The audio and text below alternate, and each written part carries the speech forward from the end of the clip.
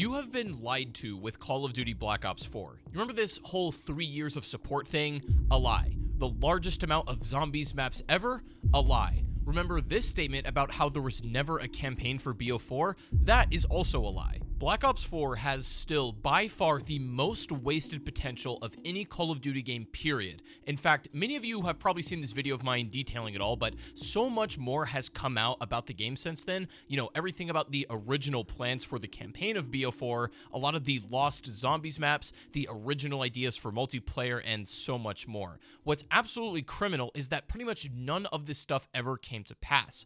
Black Ops 4 was supposed to be so much different to the current build that all of us are familiar with now. This is going to be by far the most thorough examination and investigation into Call of Duty Black Ops 4 ever. We're going to be uncovering the lies and missed opportunities, as well as a deep look into the product that we did end up with. Now, whether you personally like Black Ops 4 as a game or not is totally fair to hold an opinion either way, but objectively, it is a far cry from what Treyarch really wanted to do with this entire game, and not just any one singular aspect. Virtually everything was somehow compromised, leading to half-baked modes, unfinished features, and a lack of additional content, and a title that doesn't really cap off the Black Ops franchise in a super satisfying way. With all of the new info and evidence that has come out, it still serves to reinforce my feelings that Black Ops 4 was the most disappointing Call of Duty to ever release. And to be crystal clear, that is not the same thing as saying it's the worst game, because I don't believe that for a second. However, it's the game that fell the most short in relation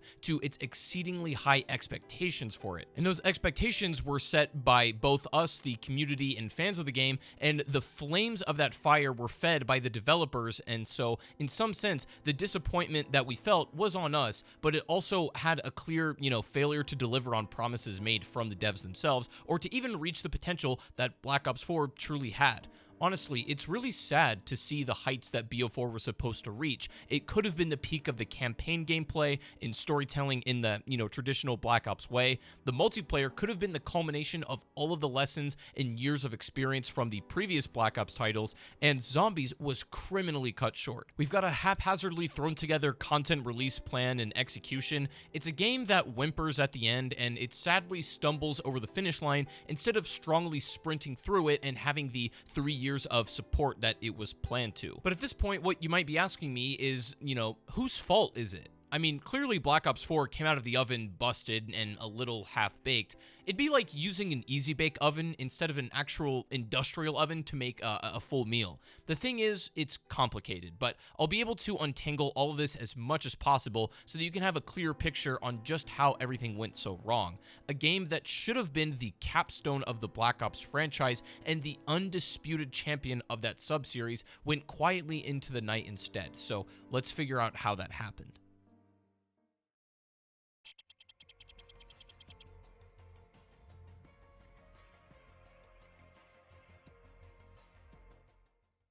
What happened to the campaign? What happened with Black Ops 4?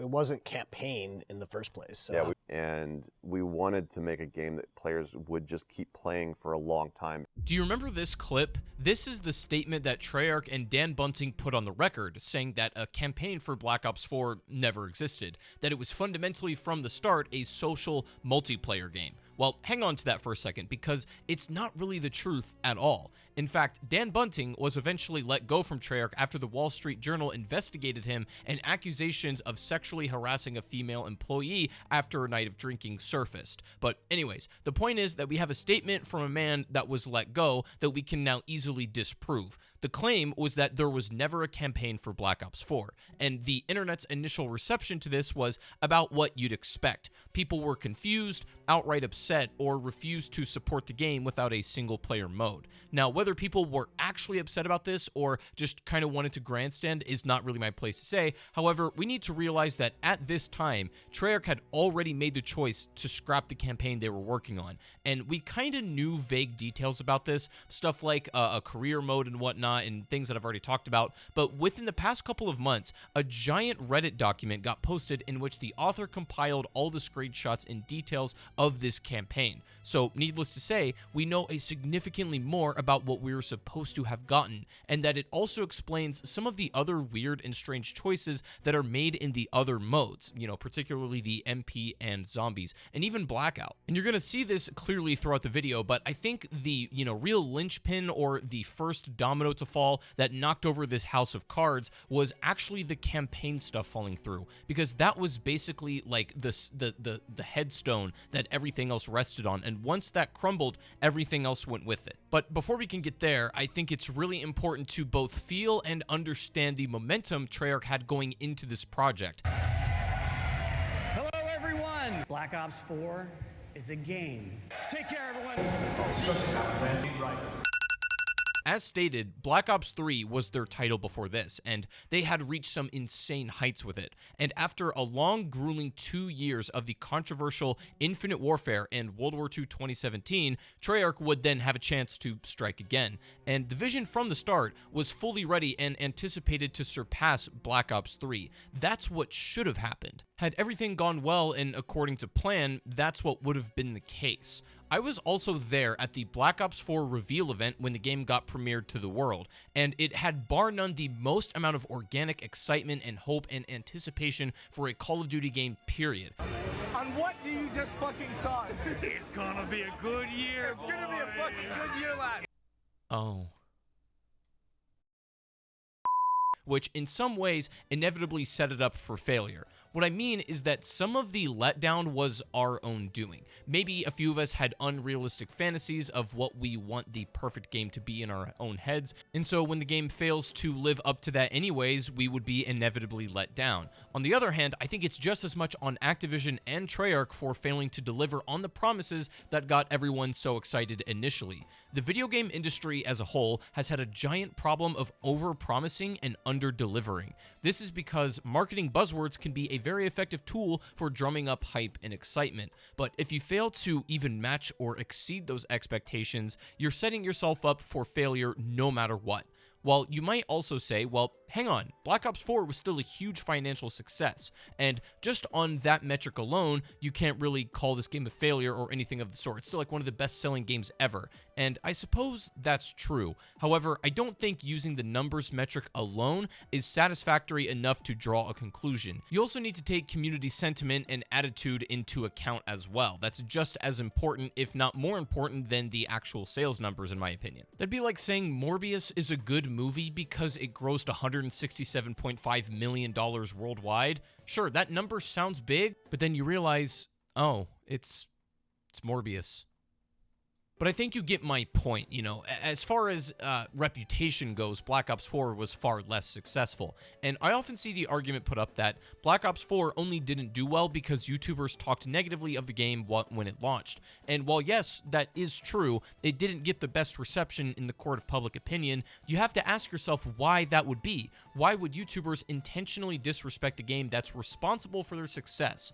If people were only concerned about getting views and making that sweet, sweet ad revenue, then it would be in everyone's best interest to just praise the game regardless of its quality or how much they're actually enjoying it. But that isn't what happened. YouTubers would not be afraid to say, hey, I'm actually not very much enjoying this game. Or also, YouTubers would be a mirror for their community. If, members of their audience weren't enjoying it, then the YouTubers themselves would see that. It's not really much of a top-down thing as much as I think a lot of people give it credit for. But I don't want to go down that tangent, I digress. The point is, the game was getting mixed feedback from both content creators and the greater player base. And at large, it was clear early on that something was a little off before we even started to get our first cracks in the armor, that this idea of the peak Black Ops game wouldn't actually be true. So ultimately, what I'm getting at here is that Black Ops 4, in theory, was supposed to transcend every Black Ops game before it and even surpass them in every single way. The bar was unbelievably high already, and Treyarch shot for the moon. We set the bar high, we challenge our assumptions, and we take nothing for granted. But misfires happened at each and every single turn along the way, leading to where we are now, and I think in some ways, everyone's at fault. And that means we come back to the main question: what happened to it all? Well, thankfully, we can find a lot of answers we're looking for by learning what happened to the scrapped campaign mode of Black Ops 4.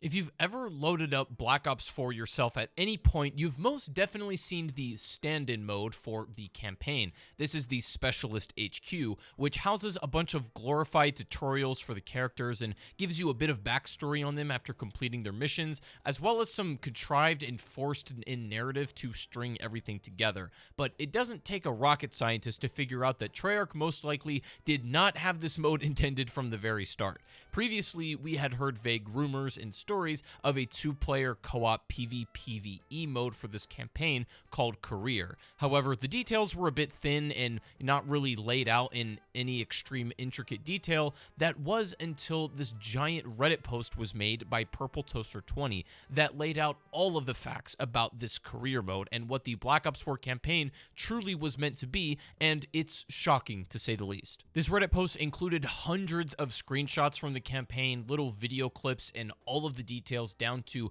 the last minute facts. The truth is, yes, it was a more traditional campaign, and it was called Career Mode, and now, as of lately, we've gotten so much more colorful detail on what this was. Essentially, you had a story where you pick from one of two factions, either the World United Nations, which is the WUN, or the Free People's Army, or the FPA, and depending on which faction you choose, it would slightly change your mission structure, and throughout your journey, you would get story bits and development as you fight over these objectives within each mission. You could also encounter players of the opposing faction in order to gain control of said mission objective. So in practical terms, you could be battling a couple players PvP style in this campaign mission to secure control for this area or region, and depending on the outcome, you would get a slightly different story beat, and you could also substitute playing against real players for AI as an important detail. Now, you can actually go find the fine details for each mission in the game if you really want to go digging, but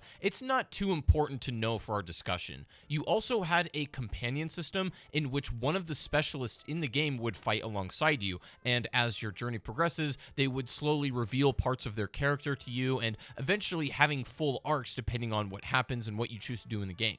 You would be encouraged to play them multiple times over to play all the missions on both factions, listening to both handlers, and seeing all of your companions grow and change. You'd have like these newscaster cutscenes where it would explain in a nutshell the outcome of the previous battle, presented in a slightly media-biased perspective depending on what faction you were playing as. In fact, you can still see the references to the WUN and the FPA in cutscenes that are still in Black Ops 4.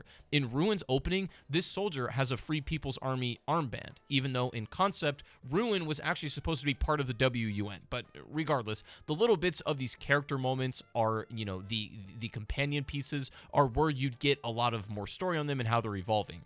Also, very importantly, this game was a true sequel to Black Ops 3, instead of now being a prequel to BO3. Which, if that just isn't a clear example of them literally backtracking and having to reevaluate the whole damn project, I don't know what is. What should have been a huge jump for them in every way ended up being a laughably hollow tutorial mode for the multiplayer specialists. The idea for career mode sounds cool in theory, I can admit that. The concept of this being the evolution of campaign to both make it live service and compatible with multiplayer, establishing that close link and being accessible to people who probably wouldn't otherwise play, that's totally fair. I think it would satisfy both single player enjoyers and multiplayer lovers as well. But I guess internally, this mode just wasn't working, and it wasn't fun at all, apparently. So unfortunately, they ended up in the position where they can either rework what they had to, scrap something reasonable together, or I'm sure they'd want to take a crack at a more traditional campaign experience if they had the time,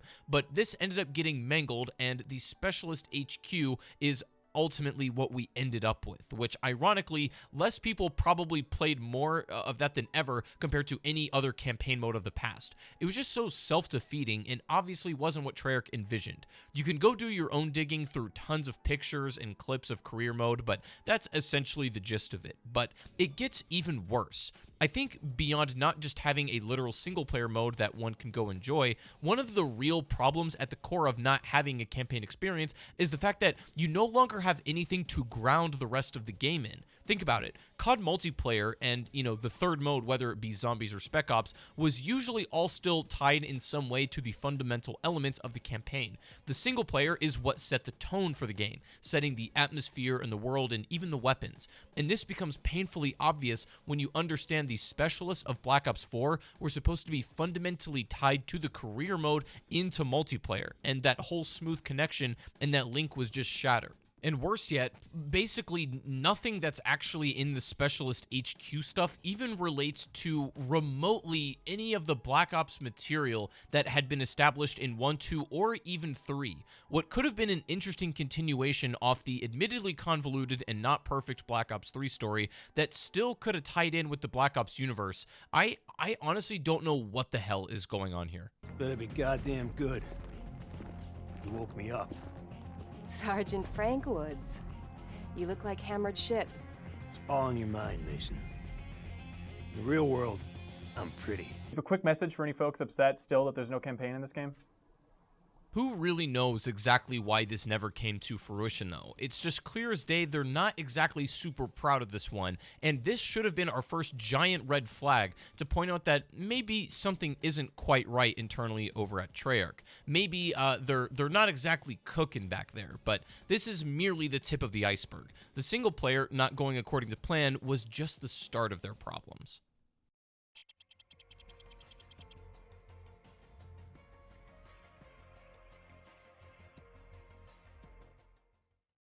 The multiplayer in Black Ops 4 probably underwent just as much of a major overhaul as the campaign did, or the career mode. As far as I'm concerned, some scrapping and retooling is all part of natural game development. It happens to literally everything. It's just part of the process, but usually they can get something figured out and execute on a specific vision still. I cannot honestly say that Bo4 MP falls into that category. When it comes to stuff like its overall design, it's pretty obvious they wanted to do something far different, and we now know this to be a fact. Initially, Black Ops 4 MP was going to be way more akin to Black Ops 3 multiplayer, including but not limited to having an advanced movement system, i.e. the jetpack would have returned and possibly would have been slightly more advanced or tweaked than the Bo3 system, and it's so clear when playing a few of Bo4's base maps that the lanes, sightlines, and angles and walls were all specifically catered towards a more 3D style of movement anyways. At what point they decided to backtrack on that decision in development, I honestly have no idea, but it had to be pretty early because they had to scrap a ton of maps that they were working on that just weren't going to work at all without the advanced movement. But also, going back to the Specialist, clearly working off the base mechanics of Black Ops 3, Treyarch wanted to take the Specialist system to the next level and really lean into heavy team-based mechanics and gameplay. So, for example, the entire system of kill streaks would have been totally removed. They would have integrated streaks into each Specialist ultimate ability instead. There's a few streaks in the game now where you can see what matched with who, and this change was made extremely last minute at Treyarch because they got a lot of negative feedback from their playtesters who said, and I quote, "It didn't feel enough like Call of Duty." This more team-based approach is also crystal clear in the fact that you can still manually choose your respawn points. It's a system that is so entirely at odds with what Call of Duty always was. Same idea with manual healing, although admittedly, the more I play with it, the more I'm beginning to like it. But still, I can fully recognize that this choice signaled Call of Duty deviating from its original core formula. The game goes to absurd lengths to show and convey the perks and benefits of each Specialist, how you're supposed to coordinate with them and dominate the most effectively with your team, and so on. but to me, my point always was this huge emphasis on team play ran contradictory to why Call of Duty was appealing to most people in the first place. It was always a game where you could lone wolf or run with the squad, and for the most part, you weren't punished or at a mechanical disadvantage if you didn't play with other people. It just doesn't really feel like Black Ops 4 currently is conducive to that kind of play, which is why many people found it a little bit off-putting. And I'm talking about the modern day build of the game. I've also played the pre-alpha of Black Ops 4 many years ago, and in addition to a load of other changes, it was even heavier on the core team-based type of gameplay, which just didn't feel quite right on a game like this. My ultimate point to take away from this so far is that Black Ops 4 MP, as of current day, suffers from clearly backtracking on a bold idea. Not even saying their original plan was necessarily better, but from BO1 to 2 and BO2 to 3, they were bold steps forward each and every time. BO4 literally feels like Black Ops 3.5, or hell, even more accurately, Black Ops 2.5. It's just not super confident in where it's going, and I feel like it's a fence-sitters multiplayer. Not really the classic Black Ops formula, and certainly not enough to be a true TAC hero shooter like a Rainbow Six Siege or Overwatch or Apex Legends. It sits in this super awkward, underdeveloped state where it has a hard time being distinct. To be clear, I do not believe that Treyarch committing to the original vision of this multiplayer would have done any better at all. In fact, I think it actually would have gotten a far worse reception, realistically speaking, because I just don't think a lot of people would be down to turn CoD into a TAC shooter. So I'm not defending it, but it's a far cry from our current build and what the final product would be. So that being said, how does BO4 today stand on its own 2 feet? I mean, I'm not gonna lie, I think Black Ops 4 MP actually has a lot of fun and good stuff in it. For example, one of its best features, I really like the time to kill. The base health in this game is 150 HP instead of 100 that pretty much every other CoD operates at. What this does mean is that you need to be more accurate and stay on target for a little bit longer. It adds some complexity and emphasis on gunfights in that case, which is great, and the game does have some real sauce. It's got not the best, but certainly not the worst movement mechanics either, and the increased time to kill shockingly works quite well for the balance of almost every weapon. However, you have to be really careful, because now of an increased TTK for all weapons, one-shot snipers or shotguns can still be, well, one shot. So they have to be very mindful of each weapon's performance to not let shotguns or snipers in particular get out of hand. And I think they did a pretty good job. I also really like the maps for the most part. Even though a lot of the best ones are, no surprise, remakes from older games still, and it was the final CoD multiplayer ever to still be using the classic Pick 10 system before they would eventually transition to using the Gunsmith from Modern Warfare 2019 and then on. They even had this thing where you had Mark 1 and 2 of attachments. What was more or less a heightened version of a more powerful attachment to really specialize into a specific build. I truly believe the creative class stuff is actually one of the strongest aspects to Black Ops 4's MP. And while we're on the topic of having features before Modern Warfare 2019 changed a lot of stuff and ushered in a new era, this was also our final game that had custom weapon skins and an emblem editor. Once again, I gave massive praise to BO3 for this too. I think these two elements go such a long way in distinguishing your style and really making the game feel like your own. For a variety of very complicated reasons, unfortunately, I don't really see a world where we get emblem editor and custom gun skins back. But one of those reasons is the fact that store bundles are now the primary method for acquiring emblems and calling cards and weapon blueprints. And there seemed to be a bit of compromise here. You had this black market system that was a cross between the loot boxes from Advanced Warfare and Black Ops 3 and a true microtransaction store bundle like we have kind of now in modern CoD. This was the hybridization of those two systems, and while this system definitely had its major flaws and shortcomings, particularly when it comes to the fact that some of the base weapons would just be gatekept by this, there would be variants for more XP gain and stuff like that, so I still do feel like it had its blemishes, yet I would still say it works decently for what Black Ops 4 was setting out to do. And, more importantly, allowed for those more personable, customizable systems to exist in the first place.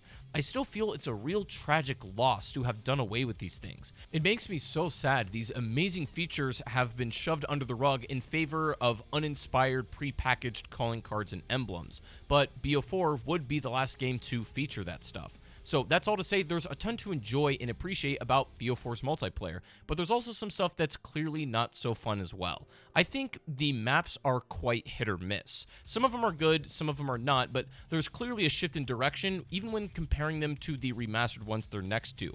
And also I've noticed that really nothing from BO4 ever really stuck, right? Like, you know, as when it comes to iconic maps, your nuke towns, your raids, hijacks, etc., there's nothing in BO4 originally that really has like become an iconic map of all time. And don't get it twisted, while there's certainly a handful of serviceable maps, I think the majority of players still gravitated towards the maps from older games they already like and are familiar with. And not to mention, I mean, just look at it. The killstreak selection is painfully mid, and we already know why, because it wasn't supposed to exist in the first place. And so this really hurts the core like Call of Duty gameplay loop even more. I just think that it missed the like fundamental itch that Call of Duty scratches on so many levels. And as much as the core gameplay can be a lot of fun, a large piece to the puzzle is how unique and satisfying your streak selection is. Black Ops 2 and 3 absolutely nail it in that department. So it just felt extraordinarily disappointing when it wasn't even in the same ballpark. It's also worth noting this was the first COD to get rid of hit scans and the way that your bullets and weapons work. The long and short is that in every other Call of Duty before, you press the trigger, the bullets or damage instantly appears at your target. In this game, the bullets have travel time. Not really noticeable in multiplayer since your engagements take place in about, 100 meters or less, but in Blackout, this becomes an actual effect, and that's why the system was developed. However, it does do a few weird things to multiplayer and zombies, which we'll get to, but this was the first iteration of their system, which I think they got better at as time went on. I understand BO4 wanted to have less emphasis on streaks anyhow, which is fair enough, but like reducing the game to team-based mechanics and removing the emphasis of that classic gun-on-gun gameplay just wasn't quite doing it for myself and many others and people watching this video, I'm sure. I think Black Ops 3 worked so well because it rode that extremely fine line between novelty and familiarity. It innovated hard with the movement and the specialist system, but it didn't lose the thing that made it unique, which was Call of Duty's core gunplay and how that feels. So then that begs the question, would BO4 have actually been better off not listening to the playtesters and committing to their full-blown hero tac shooter thing? Or should they have played it safe and made something a little more closer to a traditional Black Ops MP, maybe even just completely scrapping the specialists? Or was it right for them to do this half-hot, half-cold, middle-of-the-road MP that can't really decide what it's trying to be? So Black Ops 4 represents our most ambitious multiplayer to date. Stop the cap. I mean, everything even more with like the whole fog of war system. It's just like, I do think I enjoyed this MP a little bit more than last time I visited this game, but I still think it's my least favorite Black Ops multiplayer game as it is. But it's just wild how fundamentally altered and reworked from the ground up the whole thing had to be, and just so they could ship the game, despite Treyarch probably not being totally happy with the state of it. Now, if you thought the scrapped multiplayer was as bad as it gets, I'm gonna let you know now, it gets so much worse. The single player was mangled, same with the multiplayer, but perhaps the mode that got done the most dirty was actually zombies.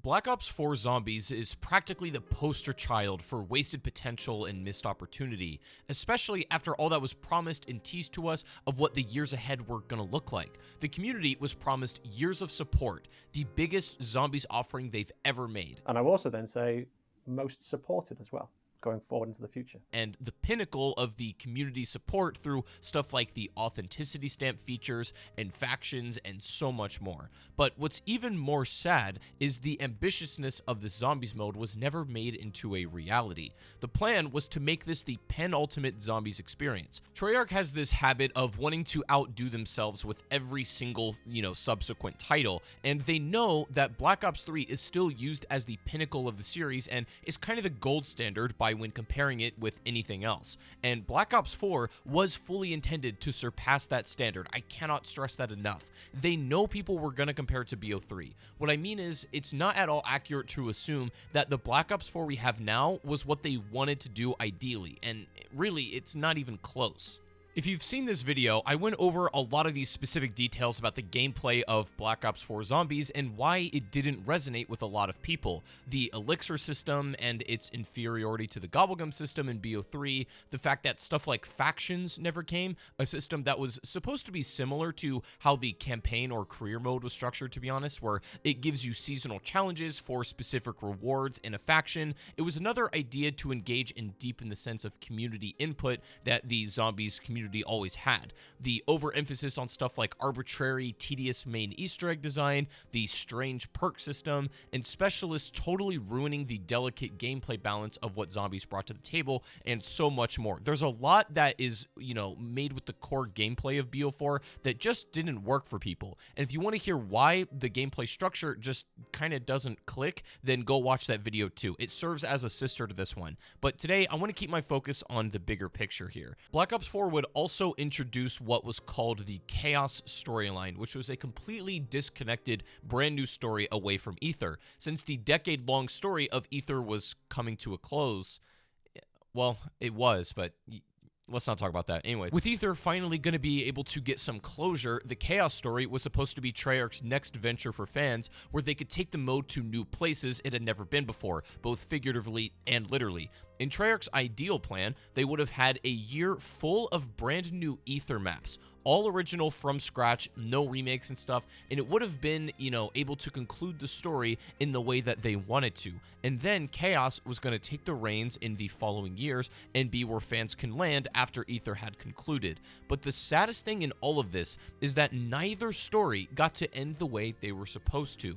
The Chaos story ended on a very obvious cliffhanger and setup for the following maps. It's so abrupt, and we'll talk about that later. And the Ether story did have a somewhat nice ending, I guess. I mean, given that they had to throw something together and had to make huge sacrifices in order to even get this ending in the first place, it's not even like one story got favored over the other. In reality, they both got completely f***ed over equally as hard. And you could just tell that had their original plan came to be, we would have had a more fleshed out experience for both sides. The menus and UI, and hell, even the fact that elixirs clearly don't belong in the Ether maps specifically, are all major signals that something got rushed along. Once again, I'm not going to spend too much time detailing the shortcomings of the core gameplay loop of Black Ops 4 Zombies, as that's not really what this video is for. In fact, one of the things I criticized quite heavily in that other video was the custom mutation system. You guys remember this? This is basically a way to fundamentally change all the base game rules in Zombies. In theory, should have provided infinite replayability. You can change stuff like health, even enemy type, like every little tiny minute detail. And this should have been kind of like the custom Zombies equivalent for BO4, but in execution, I made the case that it's totally pointless because it disables all Easter eggs or really anything fun to do at all in the map. In, these very clearly Easter egg focused maps, it just doesn't make any sense why this feature even existed until that Reddit post. Apparently, mutations was actually brought over from the scrapped career mode. It would have allowed you to, again, alter the game rules in those campaign missions. So, from the ground up, it was never meant for Zombies from the start, which is why it feels so out of place and kind of shoehorned in Black Ops 4. And my criticisms of custom mutations still stands. I still believe that it's a pointless feature in BO4, and so I'm not defending it, but it makes a lot more sense now, and I understand why it's in the game. But pretty much all of the systems, in one way or another, tie to the poor execution of the ideas in this project. And I've already gone over a lot of those, and I don't want to beat a dead horse. And the thing is, I have kind of first-hand experience with seeing this game being very unstable on the inside. I actually went to Treyarch, and I talked to them a lot about this stuff, and they told me from their perspective how things were going down. I learned a lot about what was happening with the maps, the fact that the game was so unstable when it came out, the blue screen, entire debacle. I was able to see with my own two eyes the level of disunity that was taking place internally in the studio, and being able to speak with them directly, it was very enlightening from their perspective why everything had gone down the way that it did. And what's crazy is that Black Ops 4, like before it launched, and especially at the beginning of the game, the Zombies team was huge, bigger than it's ever been, but by the end of the season, it was down to like less than 10 people or something, and a lot of the maps that were, late in the game in Bo4 were really not done by Treyarch very much at all. It was mostly outsourced, so it's very interesting to see how a lot of this stuff took place. And that'll become more clear as we talk about maps individually. So I do want to talk about the maps we did get within the season of the game, and as well as the maps we should have gotten. It's the biggest piece of dog shit. I mean, it's alright, like... Sometimes maybe good, sometimes maybe shit. 9 is the first map on disc in Bo4 Zombies, and admittedly, I think it's a fairly solid map. I think it has that Durice classic formula with a central hub and a few alternating paths, and even an entire underground area. It takes place in this gladiatorial arena, and for what it's worth, I believe does an excellent job at introducing the player to the new mechanics of Black Ops 4, as well as being an entirely unique setting on its own. It's not without its faults, though. I think the main Easter egg quest is entirely at odds with what the rest of the map is trying to accomplish. I think 9 is the most accessible Black Ops 4 map in terms of layout and even the features within it, like Pack-a-Punch and so on. It's very easy to understand, but the main quest itself is unbelievably tedious for what you'd expect a map like this to be. It's not undoable, and it's not the worst Easter egg in the game, and it has, admittedly, an excellent boss fight. I do think visually, this fight is a lot more appealing than it is mechanically. It's actually not too hard or even really that intricate. It doesn't have a whole lot of different moves, and it's pretty much just trying to overwhelm you with different gladiatorial enemies and such. It's a good boss fight and a decent Easter egg. I actually don't have much to complain about with 9. I think it's not my favorite map of all time, and definitely not my favorite map on Bo4, but it's pretty good. I would say it's still above average. What's interesting is I believe this map was actually supposed to be a DLC for Black Ops 4, and Dead of the Night, which we'll get to a little bit later, was supposed to be on disc. So I don't think they were necessarily able to even release the maps in the order that they wanted to, and so 9 was probably going to come later in the season instead of being on launch. Moving on to Classified, this was the pre-order map you would get on disc if you bought a certain edition of the game, and if you watch my Black Ops 3 video, I talked about the crucial importance of having something like the Giant be a casual counterbalance to the more complicated Shadows of Evil, and I think likewise, Classified serves as that casual counterbalance to stuff like 9 and even Blood of the Dead and Voyage of Despair, and for what it's worth, Classified is a fun enough map. They add a lot of features that makes it distinctly different from the map it's a remaster of. This is based off of 5, obviously from Black Ops 1, but I think they could not play more different. This has mostly to do with the new open spaces and systems that Black Ops 4's core gameplay features, and it totally changes the flow of the map. This is kind of the difference between 5 and Classified in a nutshell. In 5, when you go through these teleporters, where it ends up is completely random. However, in Classified, you have one of 3 of these indicators that will tell you which section of the map you're going to end up on. You could say from a gameplay perspective, it's better to know where you're going so that you can plan accordingly and stuff, but 5's chaotic energy is really exemplified in those completely random teleporters and the Pentagon Thief, which steals your gun, which sadly is not in this map. Classified was always regarded in BO1 as one of the harder maps in the game, but I can't say the same that Classified is a hard map in BO4. Now, interestingly, it does have a tiny little Easter egg quest where you can get the Winter's Howl weapon, and that's kind of like its Easter egg, so to speak, but it does have a proper Easter egg in which you get a cutscene, but you have to get to round 150 in order for this to trigger. This was a disaster because not only did it not work on launch where you would blue screen before you could even get to 150, but I don't understand why they did a high round Easter egg like this, and also why they didn't just make it round 100. That's like the round that everybody goes for if they're high rounding, so to speak. But I think with Classified, it's best to just accept the map as its own thing and not compare it to 5 and BO1 too much. Even though that's the map it's based off of, they literally could not be more different, and I think they're their own distinct experiences for a lot of reasons.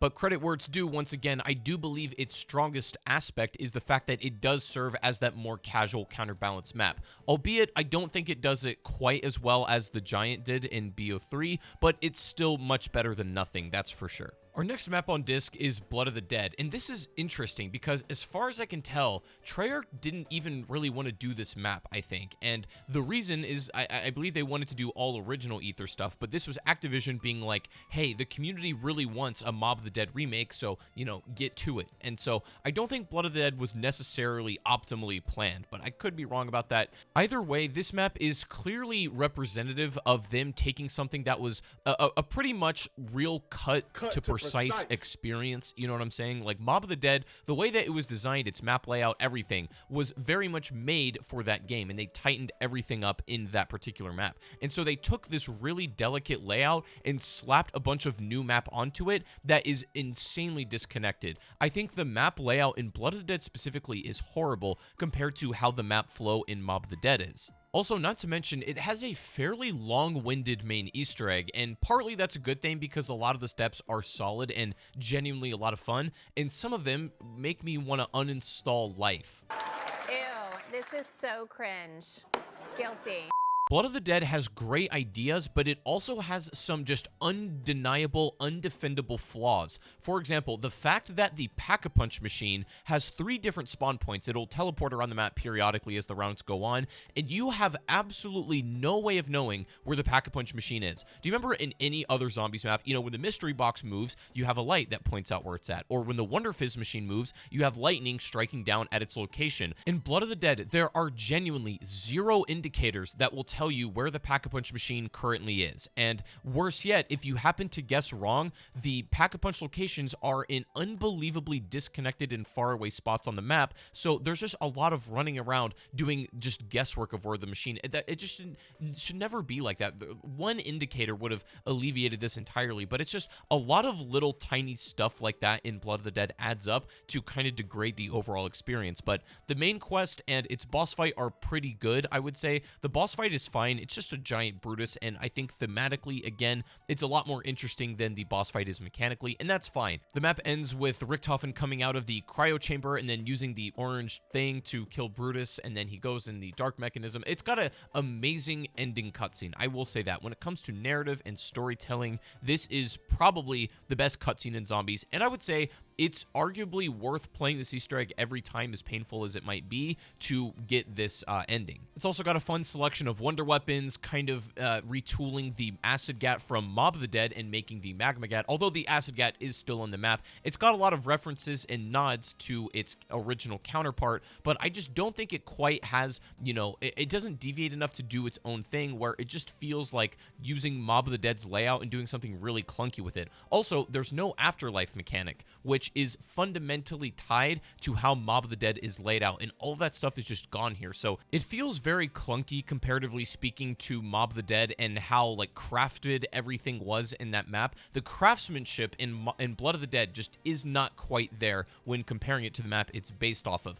Not to say, again, it doesn't have cool features and a lot of fun stuff within it, but it just isn't that dialed in experience that Mob of the Dead brought. It does have a lot of fun side Easter eggs, to be fair, tons of lore stuff, like a lot of the little details within it can be really amusing, but once again, I cannot honestly rank it as a like top tier Zombies map based on gameplay balance and structure alone. Next would be Voyage of Despair, and it should be mentioned that all of these maps we've previously discussed all launched on disc, so these were all available day one, and that was subject to its own criticism. But with Voyage of Despair specifically, I think this is probably one of my least favorite maps in Zombies, which maybe should have been possibly one of my favorites, because initially when I was at the event and they were revealing this map to the world, the trailer made it feel like this was going to be Shadows of Evil 2.0. Shadows of Evil is my favorite map of all time in Zombies, period, and I thought Voyage was then going to become my favorite map in Zombies. I thought it was going to surpass Shadows of Evil, but it didn't even get close. In fact, it's probably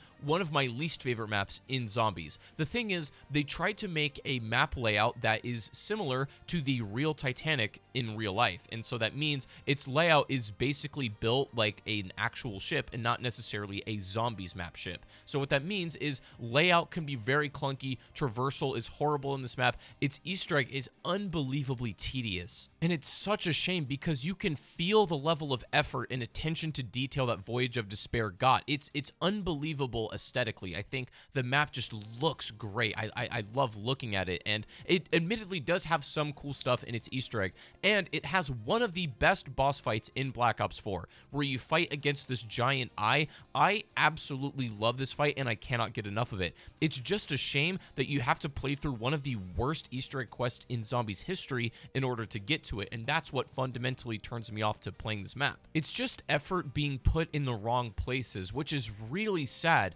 because all of this effort, had it been a slightly more cohesive gameplay experience, could have actually been one of the best maps of all time. I really believe that, but it falls so painfully short. Voyage is also probably the least accessible map for the average Zombies player, and even for veteran players alike, it's not the most enjoyable thing to play. But once again, the things that prevent me from throwing it out entirely are its very unique aesthetic, its insanely good boss fight, and its fair amount of side quests and variety that's baked within it. I think it's got some redeeming factors for sure, but as an overall Zombies map, I cannot say it's honestly one of the best. Next is Dead of the Night, and again, what's crazy is that this map was supposed to be on disc on Black Ops 4. I believe the reason it wasn't is the voice actors, because it has a celebrity cast, they were not able to finish a lot of the voice lines in time. So this map also stealth launched, for those of you who remember. They didn't really announce anything about it. It kind of just appeared in the game, and people were like, oh my god, there's a new Zombies map. But again, it was supposed to be on disc, and it just wasn't. The thing is, I am not very fond of Dead of the Night. I think the main quest is so unbelievably fetch questy and tedious and over the top to where it's just completely defeating the point of what I found fun about Zombies gameplay. The amount of chores and random items to collect that all have a multitude of potential spawn locations just to fundamentally drag out the time it takes to solve or do the quest, I just don't have that much fun with it, and I've played it multiple times. It's never really grown on me. I think the boss fight is pretty interesting. You fight this werewolf in which you need to shine a light on him in order to deal damage. I like it. It's pretty good. Not my favorite boss fight, but it's all right. And to be totally fair, I love the map aesthetic and visuals. I think it's very pretty. It's super atmospheric, but there's a lot of gameplay choices that I just don't agree with. The Nosferatu special enemy is this kind of vampire that can prevent you from healing if it bites you, and it makes a few strange choices when it comes to its enemy types and like sandbox balance, but I think my biggest problem with Dead of the Night above all else is it just doesn't really feel like a Zombies map to me. This map feels like a Nancy Drew game where you solve mysteries rather than an actual Call of Duty Zombies map. The zombies happen to be in the map while you're doing this giant puzzle box. It's almost like the zombies are an afterthought in this map instead of being a focus. You could genuinely play Dead of the Night with no zombies in it and still have this giant puzzle to do. It's very weird. Like, it doesn't quite go as well as I think they thought it would. If you saw my other video, I made the point that, you know, in general, I don't mind intricate Easter egg steps, and when done right, if there's a balance, I think it can work correctly. But the Black Ops 4 puzzles and how intricate they are to solve and like how long you need to be stationary to work these things out, they just don't belong in Zombies. They're fine puzzles, they just don't belong in this mode. It may or may not surprise you to hear, but when developing Black Ops 4, the original idea was that this game wasn't even going to have rounds. So the round counter that would progress, you know, 1, 2, 3, 4, like you would see it in the top left here,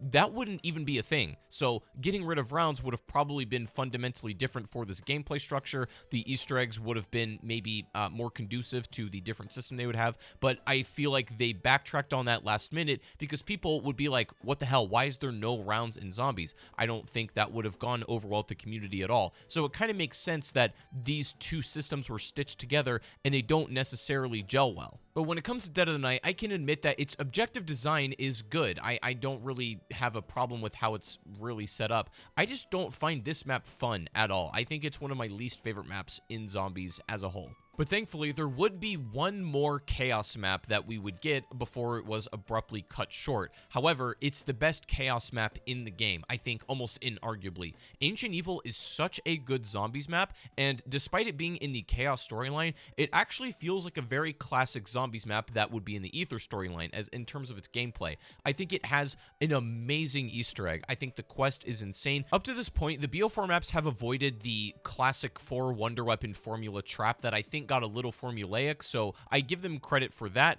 But in this map, you do have the 4 Wonder Weapons returning in these Hands of the Gods. You have the Hand of Gaia, you have the Hand of Charon, the Hand of Oranos, and then the Hand of Hemera, and they all have a little bit different properties and ways to use them. I think the Hand of Charon is easily the best in this map, and that's really goes without saying, but they are also fundamentally tied to the Easter egg quest, which is really well done here. And as much as I personally love Ancient Evil, I really do, it's not without its faults either, and there was so much more they actually wanted to do with this map that they just didn't have the opportunity to do so, whether a time or budget reason, maybe a bit of both, but this map was supposed to be even better than it already is, and I really think if they launched with this kind of map and the rest of the Chaos maps were more or less structured in using the same philosophy as Ancient Evil, Bo4 would have been received a lot better in that sense. While I love almost everything about the map layout and the Easter egg quest design, I have to say I'm not in love with the boss fight. I think it's not terrible,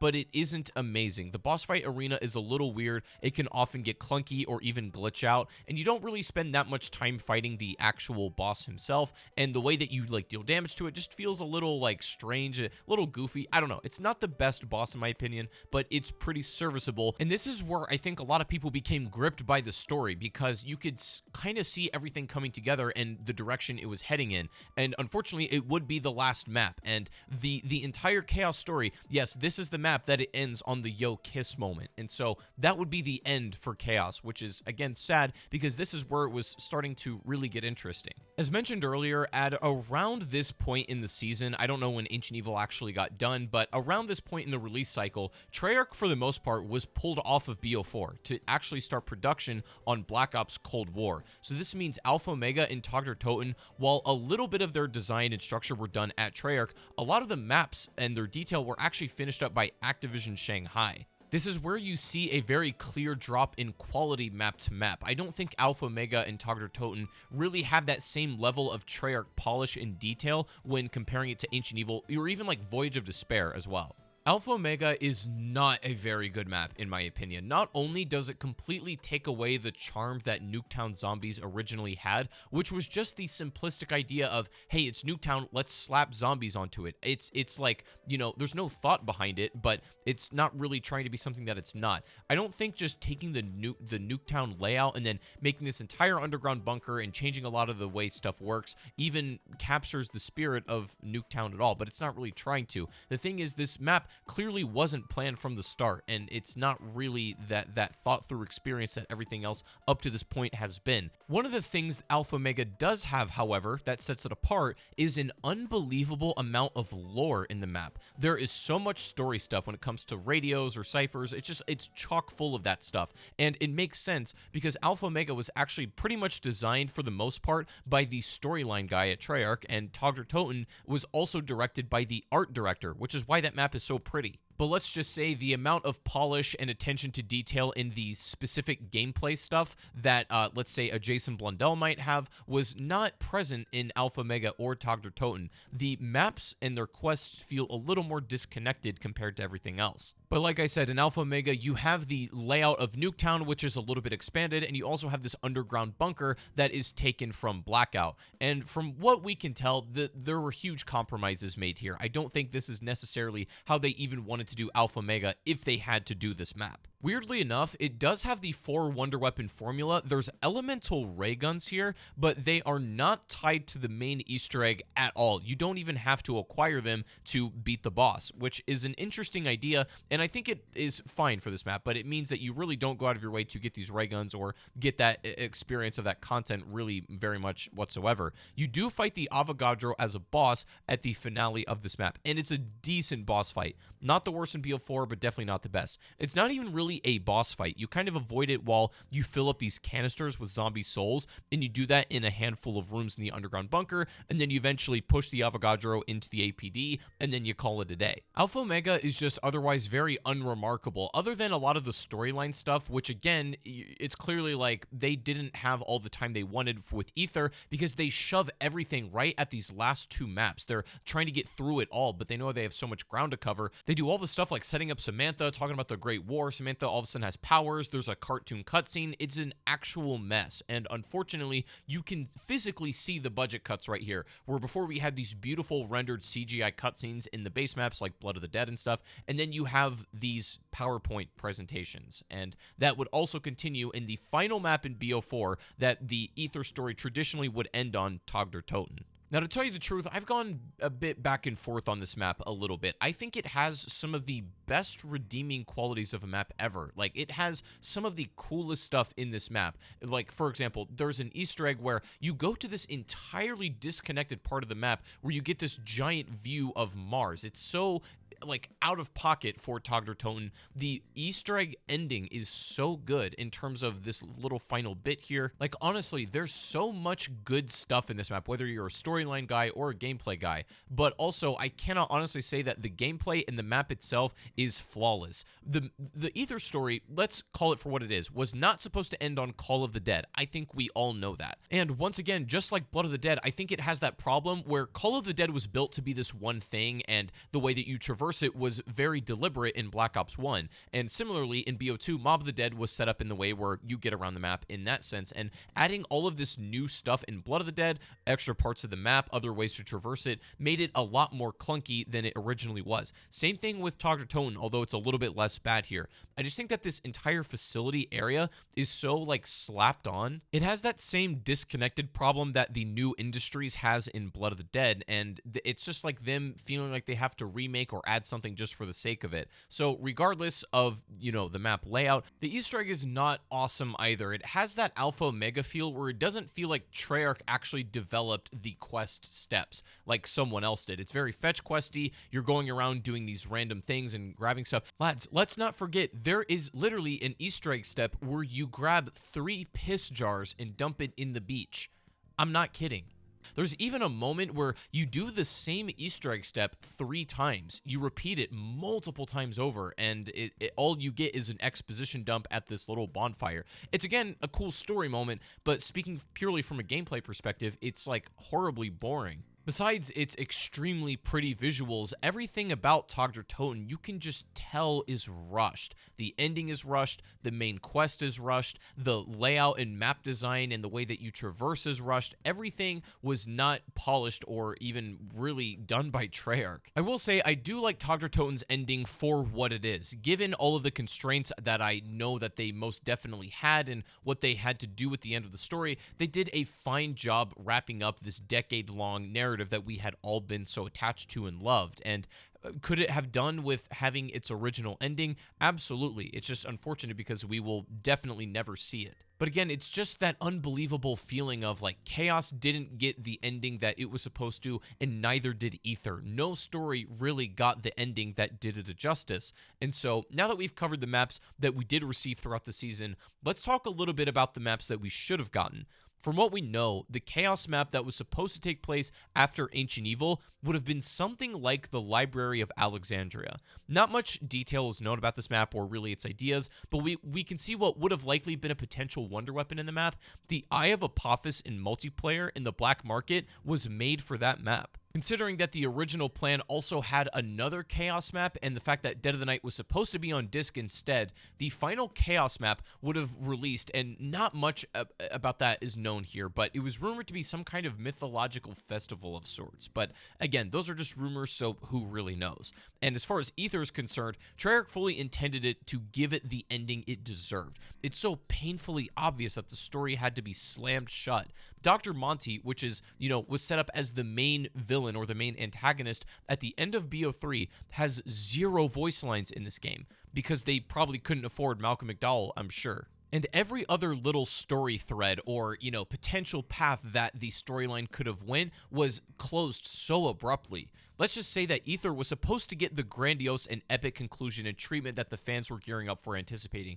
I mean, they literally set up the Great War, and I'm sure we would have gotten something akin to a Great War map at some point. And it was practically sitting in front of our faces the whole time. I'm sure Zombies Chronicles 2 was originally planned to release on Bo4 at one point during one of those support years. And, you know, the fact that, like, the transit crew, for example, was made for Toten obviously was not the original plan. They wouldn't end it with this cast had that been the intention to not do Chronicles. So every little piece of evidence is just sitting in front of our faces that so much of this game got cut. It's an actual crime that both elements of this project got royally screwed, Ether and Chaos alike. You can debate about the little details of the gameplay balance, and the choices, and the Easter egg quest design, and the weird perk system, and the blue screens, and errors, and instability, and so on. Believe me, I've already made my opinions on all of those things crystal clear, but after all the time constraints, budget cuts, outsourcing, content, and map scrapping, and so on, it paints a very clear picture as to why Bo4 Zombies didn't quite reach the heights, let alone transcend Black Ops 3. And the ultimate takeaway here is that nobody got what they wanted in this situation. Fans got screwed out of some amazing experiences, the devs got screwed out of some amazing experiences to create these maps and implement these wonderful things that they had ideas for, and I would even argue Activision got screwed because they missed out on a load of money that it would have brought in. Zombies Chronicles 1 was like the best-selling DLC of all time, and you damn well know had Black Ops 4 had its original plan play out, Chronicles 2 would have likely surpassed it. And you might be asking, okay, well, why didn't this entire plan really play out the way Treyarch wanted to? I know a lot of the Headstone stuff crumbled with the campaign, and I'm sure that had radiating effects into multiplayer and zombies, but let's just say money was moved elsewhere, and not towards Blackout, which is what a lot of people think, because what's crazy is that even Blackout got screwed out of stuff that they wanted to do with that mode. But I still do think undeniably the mode that got it worst was zombies. And as a Zombies fan, that pains me to say, but that will take us to our final mode that Bo4 featured, and that would be its take on Battle Royale Blackout. Mode that got it worst was zombies, and as a Zombies fan, that pains me to say, but that will take us to our final mode that Bo4 featured, and that would be its take on Battle Royale Blackout.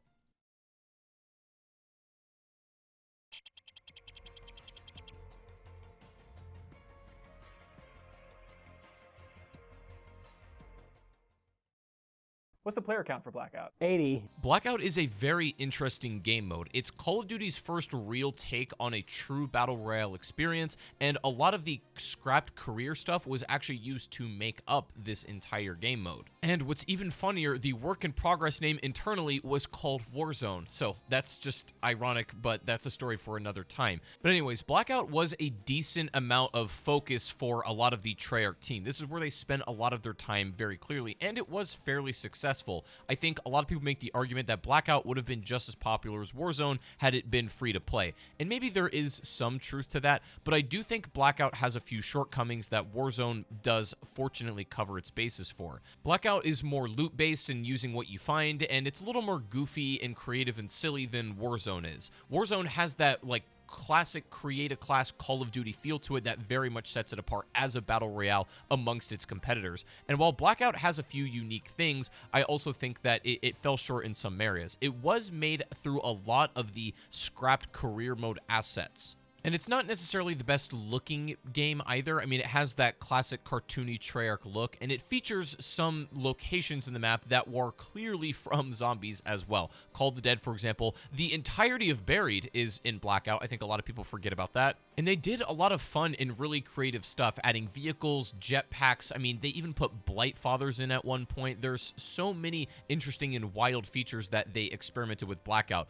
I would say this Battle Royale is far more experimental and also doesn't really feel afraid to try wacky things compared to Warzone. And it can be great fun. It's awesome. I really like Blackout. I think it's an amazing time. I'm not sure if I prefer it to Warzone exactly, but it is an insanely unique experience for what it is. And it was supposed to take it a step farther. I was literally told by Treyarch that at one point they wanted to have the Origins robots from Black Ops 2 walking around the map. It wasn't possible for whatever reasons, either technical or budget. I'm not sure. But again, it's stuff like this. They had so much more planned for Blackout as well that just didn't come to fruition. So much missed missed opportunity in every single game mode in BO4. It's not like even one aspect of this game got to really see it through to the end. Everything was compromised and had to make sacrifices in one way or another. Nothing was ever sacred, and I think that was the biggest unfortunate part to all of it. Despite Blackout being insanely successful, and again, on paper, BO4 as a whole being fairly successful, I still do think it missed so many opportunities of what it was supposed to be. Also, not to mention, Blackout 2 was being worked on, and it was prototyped. If you've played Black Ops Cold War, there's a game mode called Fireteam Dirty Bomb, and the maps that were developed for that and a lot of those systems were actually prototypes for Blackout 2. And this means that at one point or another, they were playing with ideas for a continuation of this Battle Royale, but that didn't work out for one reason or another we may never really understand, probably in favor of Warzone, which I think is actually an underrated factor in which all of this unfortunate BO4 stuff took place, but that's neither here nor there. In any case, Blackout is a very iconic and recognizable mode. I think it's probably BO4's most defining feature, besides the fact that it doesn't have a campaign, and I think this will stick with a lot of people. I had a ton of fun playing it. While it wasn't perfect, and I think some other Battle Royales do their ideas better, I think it was insanely special for what they were trying to accomplish. If it hasn't been made clear at this point that Black Ops 4 was troubled and I would honestly say treated unfairly by its publisher Activision, I don't know what can convince you. Once again, there's nothing wrong with finding enjoyment out of the final product of BO4 that we all received. I also had an amazing time and made great memories on it as well. Whether you're a single-player enjoyer, multiplayer guy, zombies, or even Battle Royale, but knowing everything now and the background circumstances of everything, it quite literally hurts me inside to know what should have been. I try really hard to appreciate the package that we did get, but I finally do have some amount of closure knowing what Black Ops 4 was setting out to do regardless of what literally happened. And so I feel this is the video that finally does this game a justice. I hope I've convinced you that this is the Call of Duty title that had by far the most potential, period. But it was compromised and cut short at every possible opportunity, which is quite sad. It's a game that is by no means terrible on its own merit, but had stuff gone according to plan and everything fell into place, would have been so much more beyond your wildest imaginations. Aspect to game development is being able to adapt. If you can't look at something that you're doing honestly and say this thing isn't good enough or this isn't what we want and this is and we need to make a change, if you can't do that yourself, then you're not adapting. You're not gonna evolve in a way that's going to constantly deliver exciting experiences for your fans.